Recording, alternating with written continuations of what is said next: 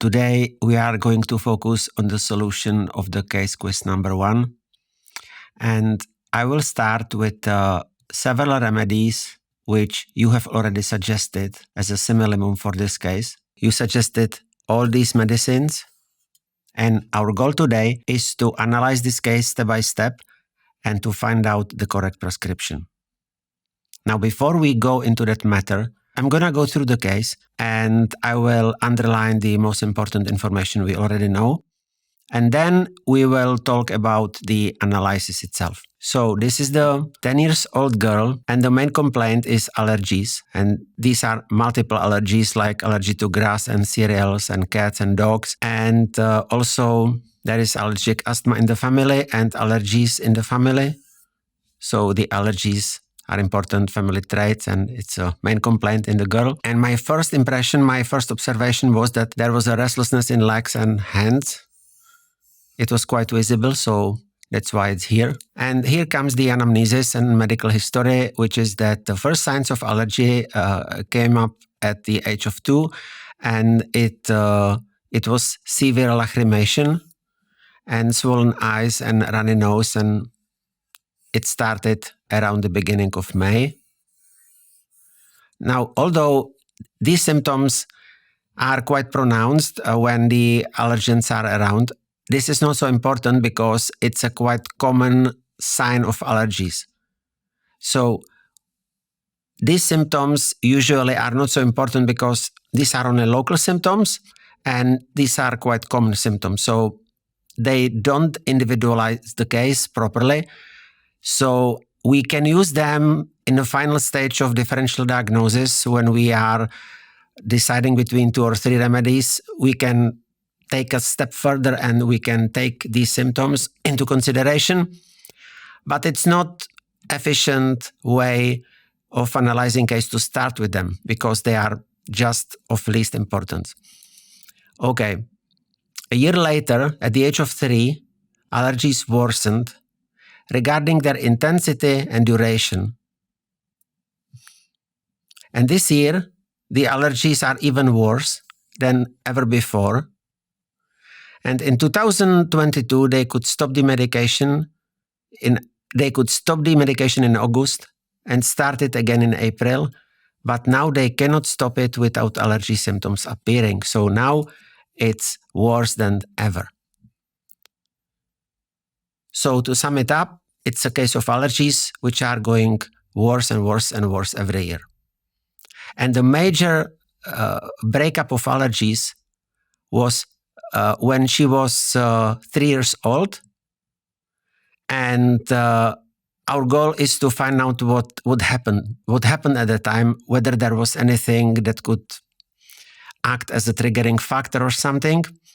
So that's why I dig deeper and tried to understand what happened with the girl, or whether there was any factors that could act as the triggering factors for the allergies to develop.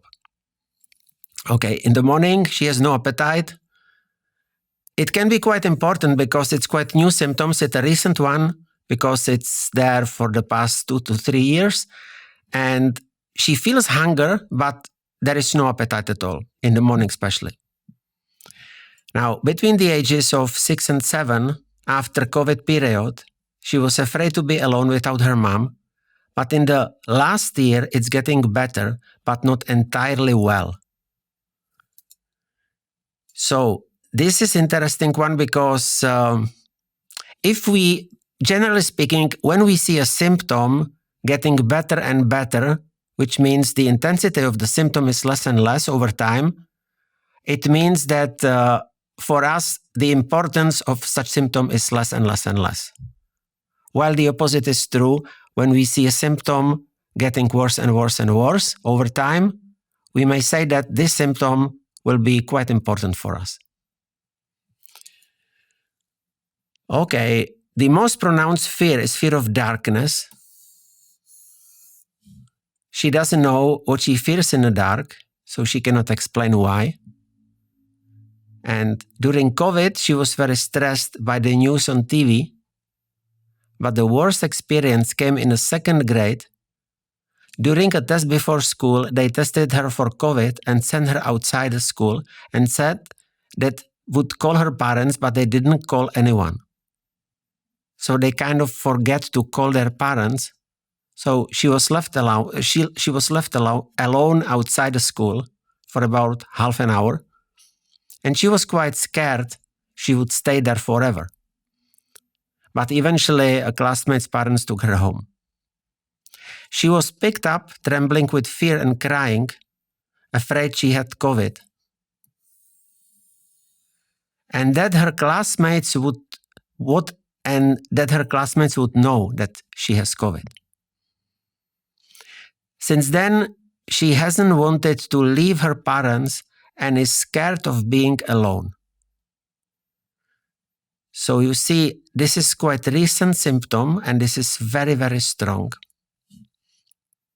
So in ideal case, we want to cover this symptom by the remedy. Okay, her mom says this even changed her daughter's behavior a lot, which is very interesting and very important, making her more anxious and ashamed. The worst is the fear of solitude and darkness. Again, this is very, very, very, very important.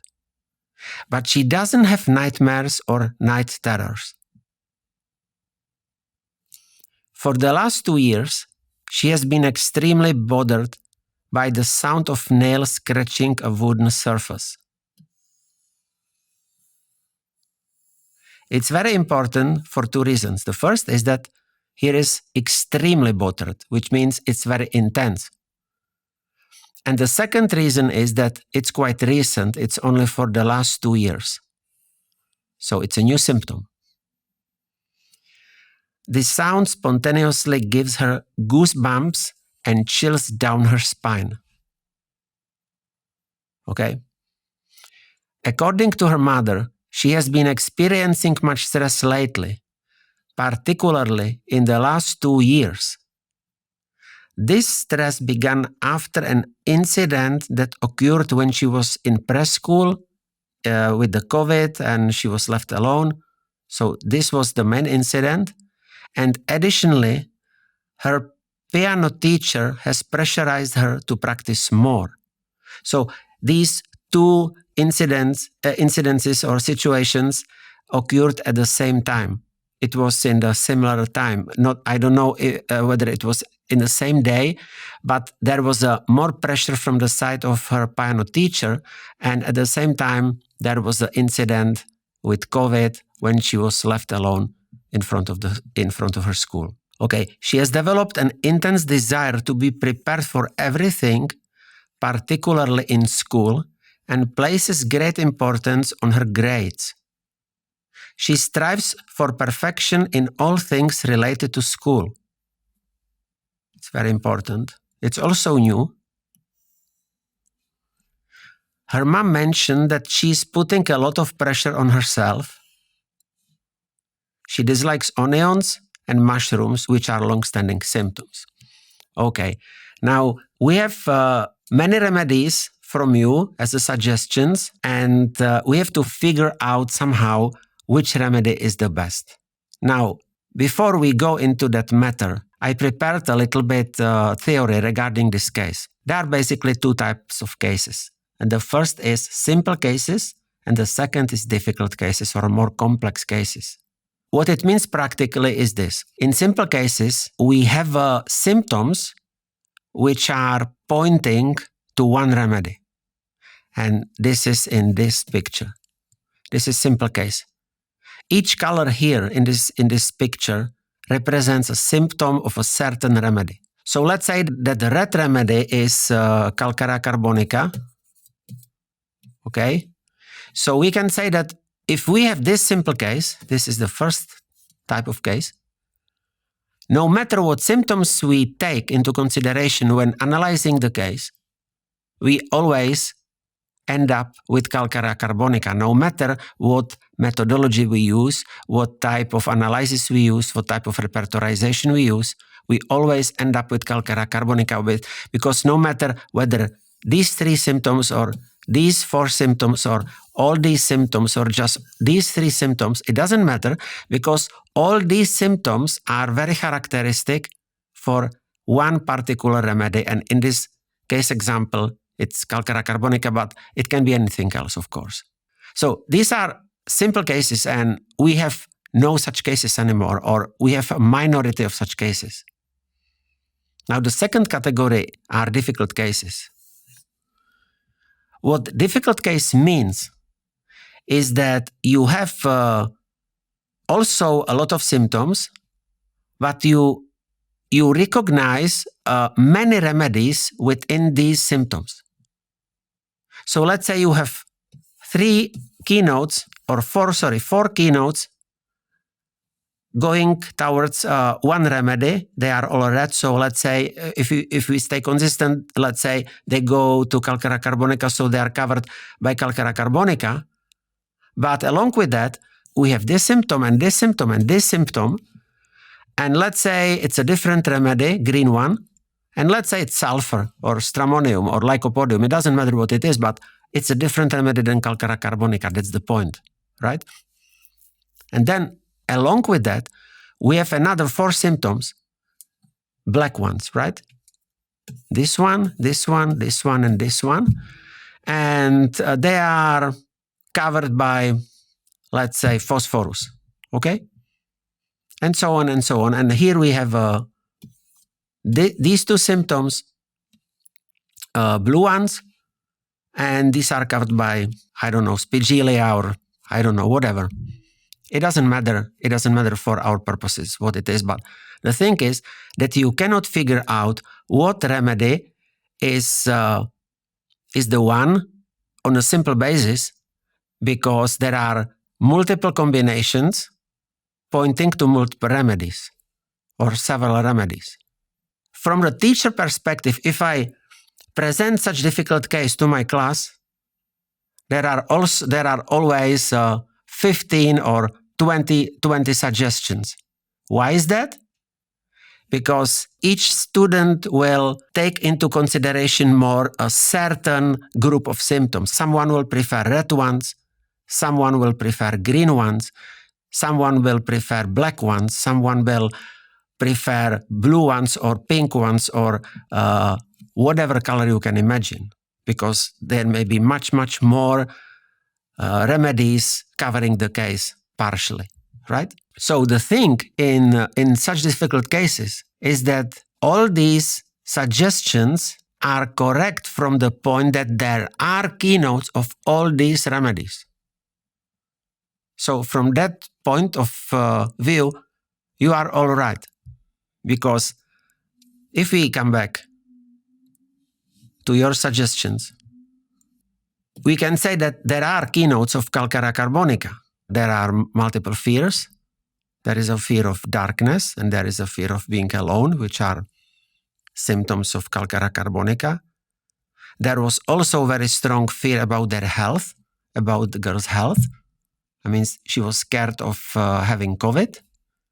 And she was also scared what others will think, she was scared that others will know that she has COVID, which is also quite prominent in calcara carbonica. So not only anxiety about their health, but also what others will recognize their state. It's a keynote for calcara carbonica. So from that point of view, calcarea is possibility, of course. Now, in calcarea phosphorica, of course, there are some symptoms of calcarea phosphorica too, because calcarea phosphorica also has a fear of dark. And calcarea phosphorica has a problematic appetite, especially in the morning. So from this, and it usually get much worse, or their complaints are triggered by mental exertion. So from that point, calcarea phosphorica can be a possibility. Now, stramonium definitely is a possibility because there is a very strong fear of dark, especially combined with the fear of being alone. And it all developed after a fright, after being left in front of the school. So she was scared before these symptoms developed, which is a quite prominent etiology for stramonium symptoms. Of course, asarum is a possibility because there is elements from mental exertion, and there is also a bunch of other specific symptoms like sensitivity to specific noises when somebody is scratching a specific surface. And the striving for perfection and similarity with carcinosinum and everything like that, of course, this is very characteristic for asarum. Tuya, yes, we always have to consider tuya when there is a very strong desire or very strong aversion to onions. So yes, tuya is a possibility. Arsenicum, yes, arsenicum is quite anxious remedy. And especially there is a combination of anxiety about, fear of being alone and restlessness, which also go together with asarum, especially restlessness of hands, which is a keynote here. So, okay, another phosphorus. Yes, phosphorus is also a remedy having a lot of fears, especially combination of dark and being alone. Yes, of course. Carcinosinum, of course. Carcinosinum has a desire for perfection and can develop its picture after a prolonged period of dominance from the teacher or from the parents. And there was a pressure from her piano teacher. So carcinosinum can be thought of as a possibility. Pulsatilla is a very important remedy for allergies or for people suffering from allergies. And it has also very strong fears. And in gilzimium, we have also very strong fears, and in zincum we have very strong restlessness, both legs and hands, but legs especially. So all these possibilities are quite legit, right? Now the thing is, which symptoms in this case and why these symptoms are uppermost. We are dealing with a difficult case. So you have some symptoms, green ones here, blue ones here, black ones here, and the red ones here, right? But they are all messed up together. And although you can see all of them in the case, the organism will only respond to green one in this case, because the green one is the uppermost one. If you give a red one here, it will not respond curatively. If you give a black one or blue one, the person will not respond, or its organism will not respond in a curative way. It will respond because there will be some kind of similarity between the remedy and the patient. So most probably there will be a kind of reaction, but the reaction will not be a good one. So the main question is how to identify the green layer, how to identify the symptoms belonging to the green layer, meaning uppermost layer. It can be any other color, of course, but here we have a green as the uppermost. So the question is how we can identify the uppermost symptoms. In order to do this, we have to go back to the case. We know the story already. There are symptoms which are long-standing, and there are symptoms which are recent. And there is also a point which correlates with the time when the girl got worse. Because we know that everything got worse 1 or 2 years ago. And we know that 1 or 2 years ago, I think it was 2 years ago, there was coincidence of 2 situations at once. The first was she was left alone in front of the school, so she was scared. And it was the more acute situation. And then in the similar time, it went together with the more prolonged or more chronic stress, which came from her teacher, which pressurized her to practice more and more and more. And she reacted to both of these situations But we can logically say that the fear of being alone is logical reaction to the acute situation that she was left alone in front of the school. And we can also say that her striving for perfection is more reaction to the chronic stress, because the strive for perfection is a logical conclusion of her teacher being more demanding. But we cannot say for sure which of these triggering factors played a major role in forming allergies, right? So we have both etiologies. And our main concern here and now is to find a medicine, find a remedy covering both etiologies. It's the best option. But maybe we will find out that there is no such remedy covering both. And we will have to prioritize one or the second. And we will go now step by step regarding this thinking process, how I reached the correct remedy, which, once given, the child responded beautifully. Okay, so first of all, it's all the same. I asked myself, when you are not sure about the etiology because there are two etiologies, and we don't have any, we don't know any way how to distinguish which of these etiologies had a major effect on the main complaints to develop. We don't have it. Let's take something which we can rely on. And my question was, which symptoms here are the most individualizing, which are the most peculiar to the case, which are more most specific, most individualizing. And it may be one symptom or it may be a combination of symptoms, but it's always best method, according to my experience, to start with the most recent symptomatology. Especially if we find a symptom or symptoms being recent and at the same time very unique and very intense. So here the most recent symptom is this one.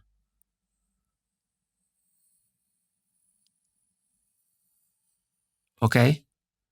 That for the last 2 years, she has been extremely bothered by the sound of nails scratching a wooden surface. And the important is not only that it's 2 years old, this symptom is 2 years old, but also she used the word extremely, which put even greater emphasis to its intensity. And of course, I knew that this is symptom which is very keynote for Asarum europaeum, this remedy, okay? It doesn't mean we will go straight to Asarum, but I was thinking about Asarum because of this symptom. Because this symptom has two parameters. It's most recent, it's very, very intense, and it's very, very unique. And now, there is another thing which is very, very unique. It's so unique that there is no other remedy in the whole materia medica having it. There is only one remedy having it. And it's this, that when she is exposed to that sound, when somebody scratched the wooden surface, it gives goosebumps and chills down her spine. It's something which is keynote for this remedy for Asarum, because it has both, and not only it has both, because there are many remedies having goosebumps and chills. If you use these two rubrics, chills and goosebumps, you have more than one remedy. These are big rubrics. But if you ask yourself, is there any remedy having this as a combination? Because combination is more than a sum of parts. Combination means that there is a remedy having the relationship, direct relationship between goosebumps and the chills and the specific sounds, right? Which means that when they hear something like that, it gives their goosebumps and chills together, and more chills gives more goose flesh and vice versa. Which means that there is a direct connection between goosebumps and chills, and this all is triggered by specific noises. If you go to Materia Medica Viva, to Asarum Europaeum, there is a sentence that they have a chills and thrills, especially when somebody scratches something. And this is very important. And the combination of goosebumps and chills are very characteristic. It's described in Materia Medica Viva, and it's also described in repertory. There is a danger regarding this remedy now, because if you lean towards one symptom, you may tend to ignore the others.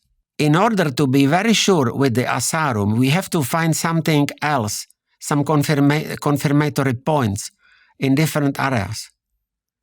It may be physical, it may be local, it may be mental, it may be regarding to etiology or related to etiology. It may be food modalities. So I was trying to confirm Asarum in other aspects. We can confirm Asarum because Asarum is a very important remedy for allergic people. And here we have multiple allergies. So this is a physical symptom, and Asarum is very important remedy for allergic people. Another important thing is that my observation was restless legs and especially restless hands. She kept playing with her fingers constantly. This was the kind of restlessness I observed. So this is something which is another confirmation for this remedy. The problem with Asarum is that it does not cover the very intense fear of dark, and it doesn't cover the fear of being alone. And these fears cannot be ignored because they are recent and they are very, very strong. So, of course, my next thoughts came to stramonium. This is the remedy having the most intense fear of both the being alone and the darkness, especially when these symptoms develop after fright, which was exactly the case. But the problem with stramonium was that stramonium does not have this very rare symptomatology regarding the sensitivity to noises. It doesn't have any relation to allergies, and it doesn't fit the mental symptomatology like strive for perfection and everything, and it cannot be confirmed further because there is no aggression, there are no night terrors, there are no nightmares, nothing like that. So we don't have the enough confirmatory points for stramonium. So we can give it just regarding etiology or based on etiology, but in order to give stramonium here, we have to ignore everything else. And now it starts to be very interesting because then now you have two remedies, stramonium and Asarum, and each of those remedies covers a part of the case, but stramonium cannot be confirmed, and Asarum does not cover two important fears, which are recent. At this point, I was quite puzzled, and I tried to find a better option. So yes, all these remedies you have already mentioned came to my mind as well, but none of them can be fully confirmed. So to solve this puzzle, we have to come back to the beginning and ask the question, what symptoms are the most rare, most peculiar, most individualizing? Because stramonium can be the option, but if somebody go through a very strong fright and the patient develop fears after that, it's common. You can see it quite often. At the same time, you can see quite often when a teacher is very demanding that a child become more perfectionist because they become more anxious about marks in the school, etc. So this is also common This is also understandable coping mechanism. But there is one thing which cannot be explained logically, and this is the one which individualizes the case the most. And this is the reaction to sounds and the chills and thrills through the spine when she is exposed to such a sound. It's something you don't see often. You cannot tell that this is a common reaction to this kind of stress, because it's not. You don't see this often. So from this point of view, it returns us to asarum again, because these symptoms are the ones which make the case the most unique. We have 13 symptoms. The first is allergy constitution. There is restless legs and hands, and wanting appetite in the morning, and ailments from fear, and fear of being alone in the dark, and sensitivity to noise when there is not woodness, when somebody scratches a wooden surface, but there is the closest rubric is sensitive to noise, scratching on line and silk or something else. I don't know what it is. Strings, okay. So if you study asarum in Materia Medica Viva, you will come to the information that there is a very strong sensitivity when somebody scratches something, and it can be different surfaces. So this is the just closest rubric. It's not the perfect one, but there is no closer rubric than this one. And there is this goose flesh during chill. This is a very important rubric. You see? Goose flesh during chill. This is the combined rubric, which means that here are remedies having the combination of both. That when they have one thing, chill, they have goose flesh together. Of course,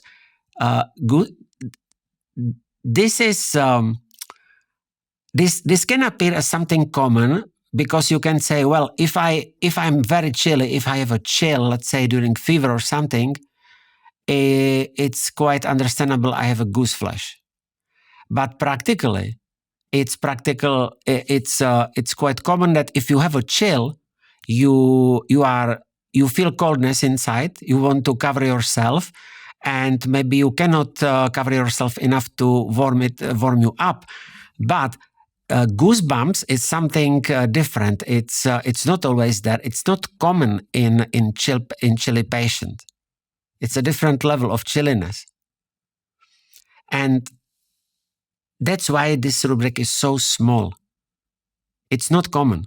There are only 6 remedies listed here, and you see, stramonium is not here, calcara is not here, carcinosinum is not here, and all these remedies except the asarum are not here.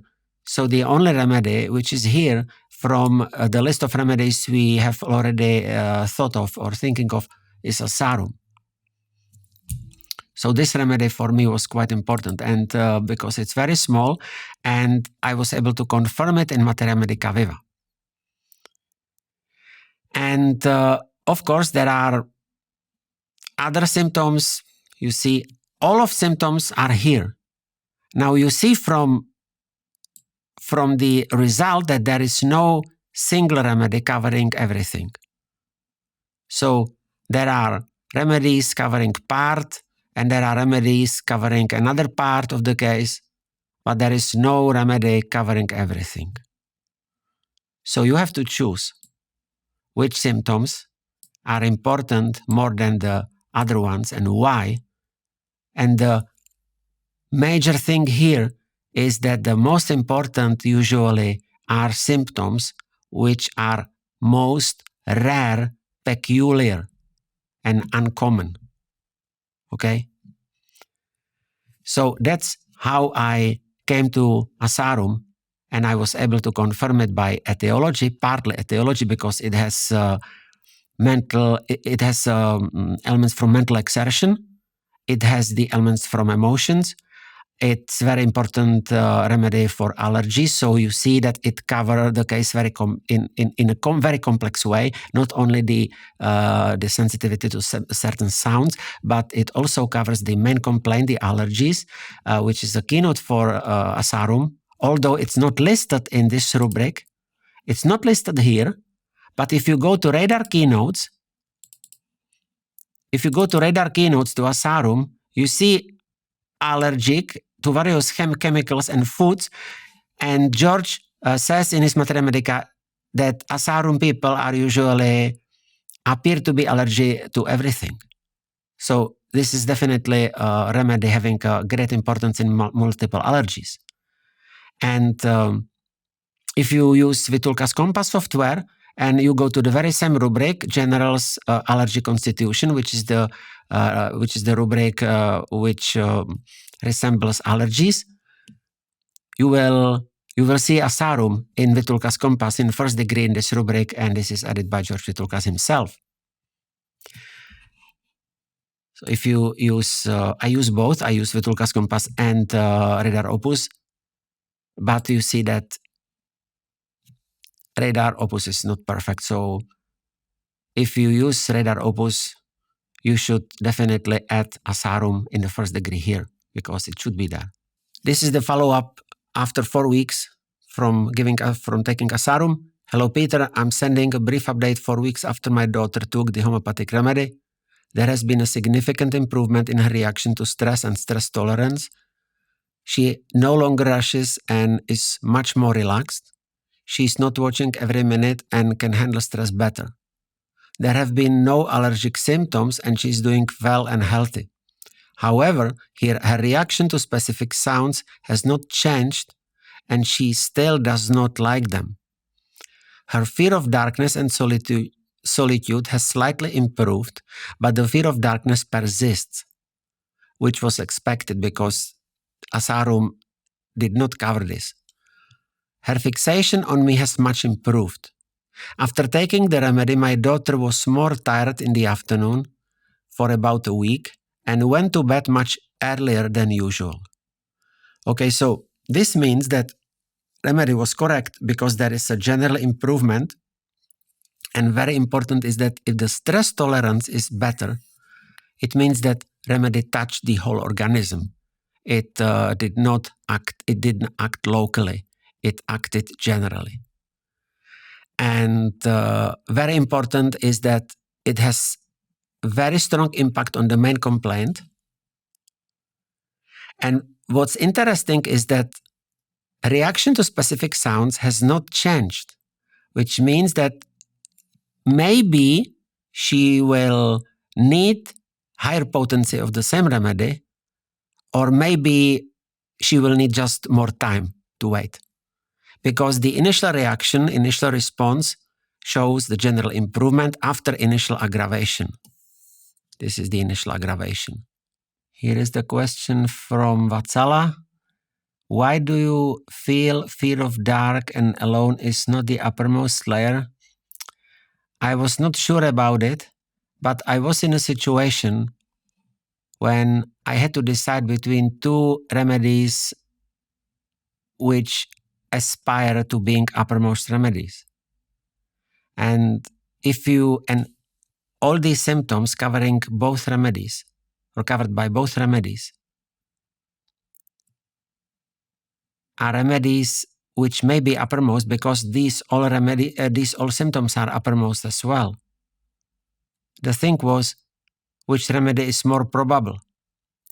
And the thing was that in Asarum, you had a better combination, meaning that the combination which was covered, the combination of symptoms or information covered by Asarum had a greater significance than symptoms covered by Stramonium. Because in Asarum, you are able to confirm Asarum not only by this recent symptomatology, except the fear of dark and being alone, but you are able to confirm it on the basis of main complaint and part of the etiology, and also the most peculiar symptoms to the case, which is not the case in Stramonium. Because Stramonium does not cover the most peculiar symptoms, which are most recent. They are even more recent than the fears. Another question is from Dennis. What will make you to repeat the remedy in higher potency? Well, if this reaction continues in this respect, so we will see the continuous general improvement. I will just wait. even though there is still one keynote of asarum, which is the sensitivity to noises.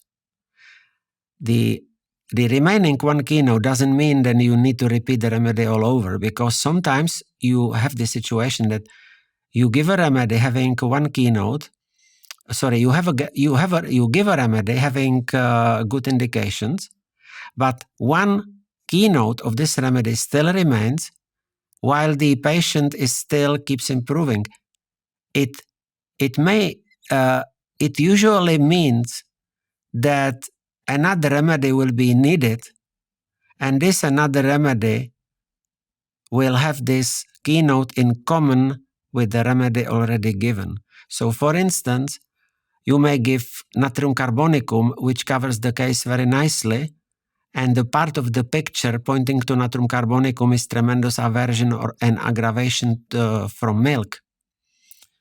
So you give it, the patient gets better after initial aggravation, but still the aggravation from milk is there, and still the aversion to milk is there.